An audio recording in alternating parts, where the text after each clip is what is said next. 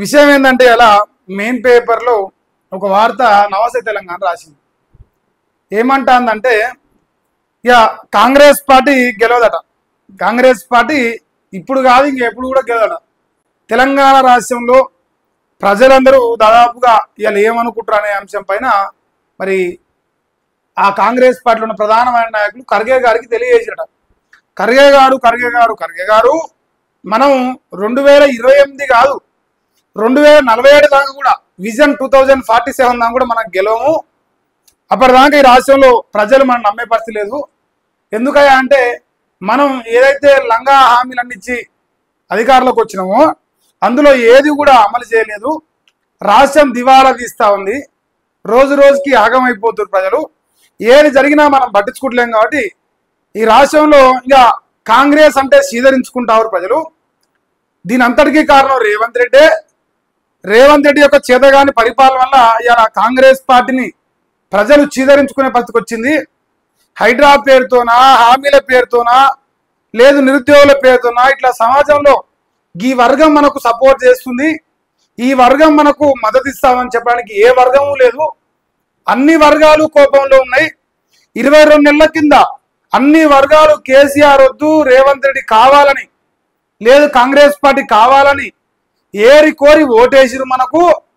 మనం ఏరి కోరి ఓటేస్తే ఎగిరి తంజం. కాబట్టి ప్రజలకు సిగ్గు వచ్చింది, ప్రజలకు బుద్ధి వచ్చింది. అందువల్ల కాంగ్రెస్ పార్టీ వద్దురా నాయన కాంగ్రెస్ పాలన అంటున్నారు అని చెప్పేసి మరి వాళ్ళు చెప్తా ఉన్నట్టున్నాయి. సో చాలా మంది మేధావులు ఉన్నారు ఈ రాష్ట్రంలో. వాళ్ళే చెప్తారు, మంది చెప్పాలి అవసరం లేదు. కాంగ్రెస్ పార్టీలో ఉన్న నాయకులే కాంగ్రెస్ పార్టీ మీదనే కాంగ్రెస్ పార్టీ నాయకులకే కంప్లైంట్ ఇస్తారు. అది కేంద్ర నాయకులకు, అంటే రాష్ట్ర నాయకుల పైన కేంద్ర నాయకులు కంప్లైంట్ ఇచ్చిరట. మరి నిజంగా ప్రజలు కూడా అట్నే అనుకుంటారా? ఈరోజు ఈ రాష్ట్రంలో రేపు జూబ్లీస్ ఎలక్షన్స్ ఉన్నాయి. రేపో మాపో ఈ స్థానిక ఎలక్షన్స్ కూడా వస్తాయి. ఆ తర్వాత ఎవరైతే దొంగ నాయకులు 10 మంది బీఆర్ఎస్ పార్టీ దుంకిరో ఆ దొంగల ఓట్లు కూడా వస్తాయి. సో ఇట్లా ఏ ఓట్లు వచ్చినా ఇంకా కాంగ్రెస్ పార్టీ గెలుస్తారన్న నమ్మకం వాళ్ళకి లేదు. మనం చెప్పడం కాదు, ఇంకా అంటే ప్రజలు డిసైడ్ చేయడం. ప్రజలు ఏమనుకుంటారు ఇది కాదు, డైరెక్ట్ వాళ్ళే అనుకుంటారు ఇంకా మనం గెలవమని. ఇప్పుడు ఈ రాష్ట్రంలో ప్రజలు 22 నెలలుగా ఈ పథకం వచ్చింది, ఈ డెవలప్మెంట్ జరిగింది, ఇది చేసినాం అని చెప్పడానికి ఒక్కటి లేకుండా అయిపోయింది. మరి ఏ రకంగా ఓటేస్తారు? ఈ పని చేస్తున్నారో బాబు మాకు ఓటేరి అని అడిగే అర్హత ఉండాలి. ఏ పని చేయనప్పుడు, ఎక్కడ రూపాయి అనా పైసా డెవలప్మెంట్ చేయనప్పుడు ప్రజలు ఏ రకంగా ఓటేస్తారు, ఏ రకంగా వీళ్ళు పోయి ఓటు అడుగుతారు? అడగడానికి కూడా అర్హత ఉండాలి కదా. దానికంటూ ఈ పని చేసినాం కాబట్టి ఇది అడుగుతున్నాం.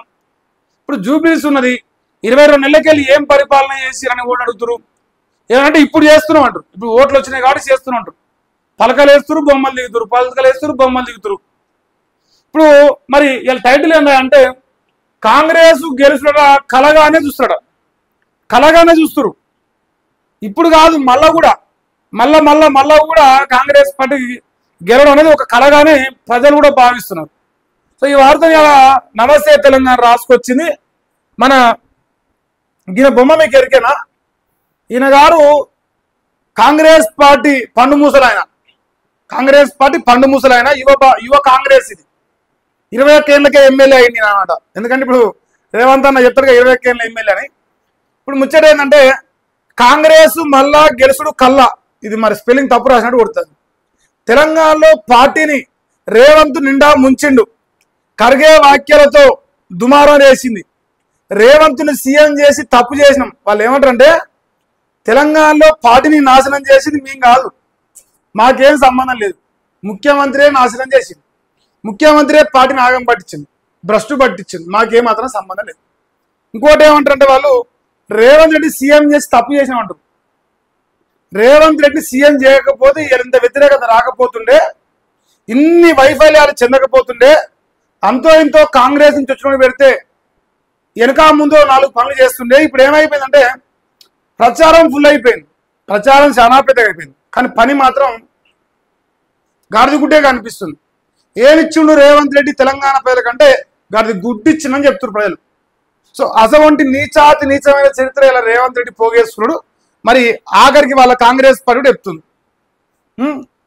ఖర్గే గారు మరి ఆయనకు ఎవరెవరు కంప్లైంట్ ఇచ్చారో ఏందో తెలియదు, ఇంకా మనకు ఆ విషయం బయటకు వస్తలేదు. రెండేళ్లలోనే ప్రజా వ్యతిరేకత వచ్చిందట. కాంగ్రెస్ పార్టీ జాతీయ అధ్యక్షుడు మల్లికార్జున ఖర్గే తీవ్ర ఆందోళన వ్యక్తం చేస్తుంది. అయితే సౌత్ ఫస్ట్ సంచలన కథను రాసిందట. ప్రజల్లో వ్యతిరేకతకు పాలనా వైఫల్యమే కారణమా?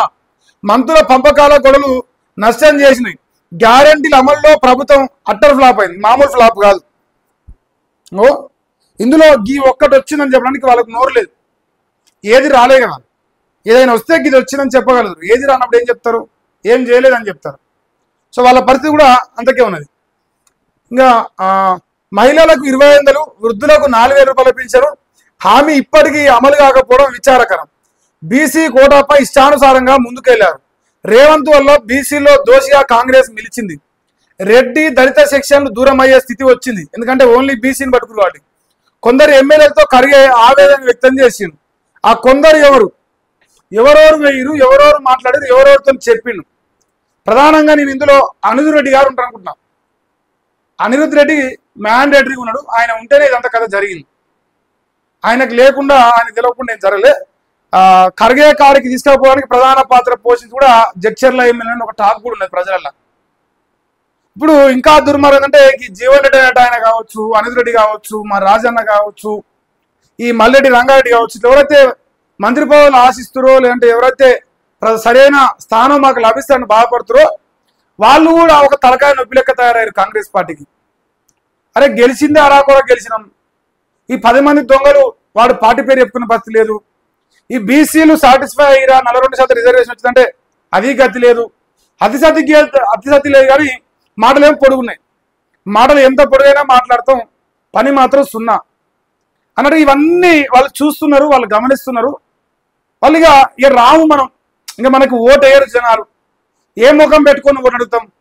అన్ని లంగాపాలే వేసి ఇలా హైదరాబాద్లో ప్రజలు ఓడగొట్టినా సిగ్గు లేకుండా మళ్ళీ పోయి హైదరాబాద్ తీసుకొచ్చి పేదలను ఊలగొడుతుంది. ఇన్ని రకాలుగా ఈ రాష్ట్రాన్ని నాశనం చేస్తున్న కాంగ్రెస్ పార్టీ ఇక గెలవడం అనేది ఒక కళగా వాళ్ళు భావిస్తున్నారట. గెలవడం అనేది ఒక కళ. కాంగ్రెస్ పార్టీని ముంచింది రేవంత్ రెడ్డి. ఇక్కడ కాంగ్రెస్ పార్టీని ముంచింది రేవంత్ రెడ్డి అని వాళ్ళు నమ్ముతున్నారు. ఎందుకంటే ఈ రాష్ట్రంలో పగ్గాలప్ప చెప్పింది రేవంత్ రెడ్డికి. మా అన్న రేవంత్ అన్న 2 లక్షల ఉద్యోగాలు ఇస్తాడు. ఇప్పుడు తీసుకుంటే 2,000 వస్తుంది, రేపు తీసుకుంటే 4,000 వస్తుంది. మొగానికి పెళ్ళానికి ఇద్దరికి వస్తుంది 4,000. తల్లి లాంటి పార్టీ సోనియా గాంధీ అంటారు బలిదేవత పోయి తల్లి అయింది పదవులు ఇవ్వగానే. ఇన్ని మాటలు మాట్లాడి, ఇన్ని లంగా మాటలు చెప్పి చివరికి అధికారం అప్పచెప్తే నేను చంద్రబాబు నాయుడికి చెంచాగిరి చేసినోడైనా సరే, తెలంగాణ ద్రోహైనా సరే, తెలంగాణ బిడ్డలను గనులు పట్టుకొని వచ్చి చంపుతాడం అన్నోడైనా సరే, అయినా సరే ప్రజలు అన్నీ మర్చిపోయి ఈ అంటారుగా పోరంబోకు మాటలు పట్టుకొని అంటారు నోరప్పులను మాట పట్టుకుంటే ఇల్లాగమైందట. సో అట్లా ప్రజలు ఇలా కాంగ్రెస్ పార్టీలో రేవంత్ రెడ్డి బూతి మాటలు, రేవంత్ రెడ్డి పనికి మాటల మాటలు సభలలో మాట్లాడితే మైకు పెడితే దంచి కొట్టుడు పెడితే ఆ బూతు మాటలే పరిపాలన చేస్తారని మురిసిపోయినాం. నీ రేవంత్ రెడ్డి కావాల్సిన ఓటేసినాం. చివరకు పరిస్థితి ఏంటంటే కాంగ్రెస్ పార్టీ రాజకీయ భవిష్యత్తు పైనే ఎఫెక్ట్ అయింది. ప్రజల పైన లేదంటే 5 సంవత్సరాల పాలన పైన కాదు, ఎంటైర్ కాంగ్రెస్ పార్టీ హిస్టరీ మీద, తెలంగాణలో కావచ్చు, ఉమ్మడి ఏపీలో కావచ్చు. దీని ఎఫెక్ట్ రేపు బీహార్లో కనిపిస్తాను. రేపు బీహార్లో కూడా కాంగ్రెస్ పార్టీ ఓడిపోబోతాను. ఈయన ఏడికి పోయి అడుగు పెడితే ఆడ ఆగమైపోయింది కాంగ్రెస్ పార్టీ. ప్రధానంగా చెప్పుకోవాల్సింది నిన్న మన మహారాష్ట్ర ఎన్నికల్లో ఏడైతే రేవంత్ రెడ్డి పోయినా ఆడ ఓడిపోయింది కాంగ్రెస్ పార్టీ. సో అంత ఐరన్లే కనబడ అన్నది. మరి ఫైనల్ గా అన్న కోరిక నెరవేరింది. ముఖ్యమంత్రి కావాలి, ముఖ్యమంత్రి చేయాలనే కళ నెరవేరింది.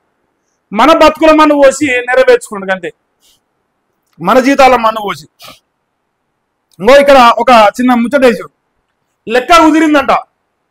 ఆ 4గురికి సమాన వాటా, ఇక కేసులకు టాటాట.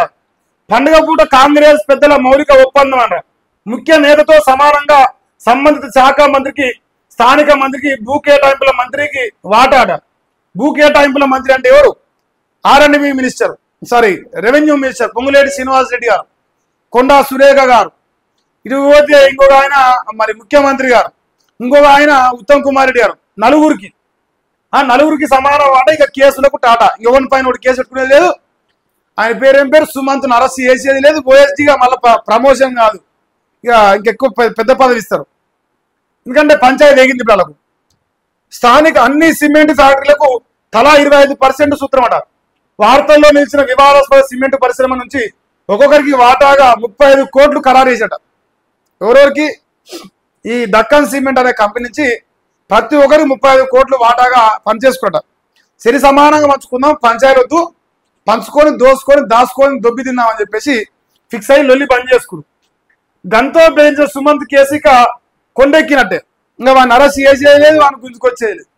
మరి ఎఫ్ఐఆర్ ఇచ్చిన ఆయన అంటారుగా, ఎఫ్ఐఆర్ ఇచ్చిన ఆయన ఎక్కడ వేయండో, అరెస్ట్ చేసిన ఆయన ఎక్కడ వేయండో, ఏమైందో కానీ ఫైనల్లో మహేష్ కుమార్ గౌడ్ అనే వ్యక్తి తీసుకుపోయిండు, కూర్చోబెట్టిండు, మాట్లాడిండు. కొండ సూర్యకి వచ్చింది, బొమ్మ దిగింది. ఇక అందరికీ వాటాలు పంపకాలు సరిపోయినాయి. షెబాజ్ చెలోరా భయ ఇంకా ఇంటికాడ వండుకోపోరని చెప్పేసి ఈ పంచాయతీ కూడా దగ్గొట్టరు. ఇట్లా కాంగ్రెస్ పార్టీలో ఇంకా ఉన్న పంచాయతీలు ఈ జీవన్ రెడ్డి పంచాయతీ, మా రాజన్న పంచాయతీ, మద్యం పాలసీ పేద కుటుంబాల గుళ్ళ అని చెప్పేసి ఈయన ఓ నాటకమే. ఇంకా అది ఏమంటారు, రంగస్థలం సినిమా కూడా పనికిరాదు, అంత నాటకాలు ఆడుతాడు మంది రూపాయల కోసం. ఆయన నాటకాలు మామూలు లేవు. ఇది ఒక పంచాయతీ. కాంగ్రెస్ కు మేము పట్టాదారులం, బీఆర్ఎస్ హయాంలోనే సంతోషంగా ఉన్నాం. పదవులు పనులు ఫిరాయింపుదారులకేనా, నన్ను మానసికంగా ఎందుకు చంపుతారు? మంత్రి అడ్లూరి జీవన్ రెడ్డి ఆవేదన. కాంగ్రెస్ లో పట్టాదారులు ఉండరని పిసిసి చీఫ్. ఇప్పుడు ఇక్కడ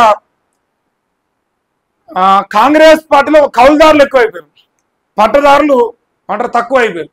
అంతా కౌలుదారులే.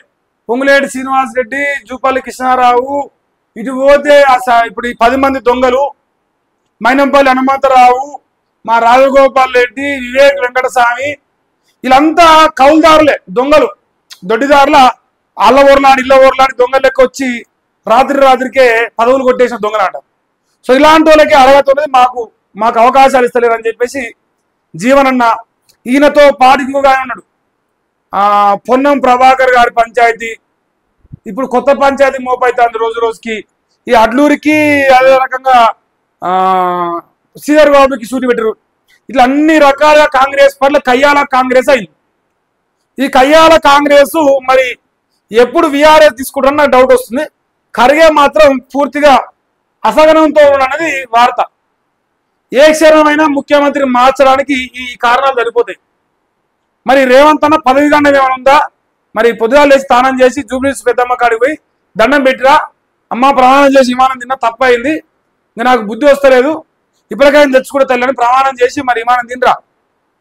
ఎందుకంటే ఇక నీకు అంటారుగా చివరి రోజులే ముఖ్యమంత్రి పదవికి.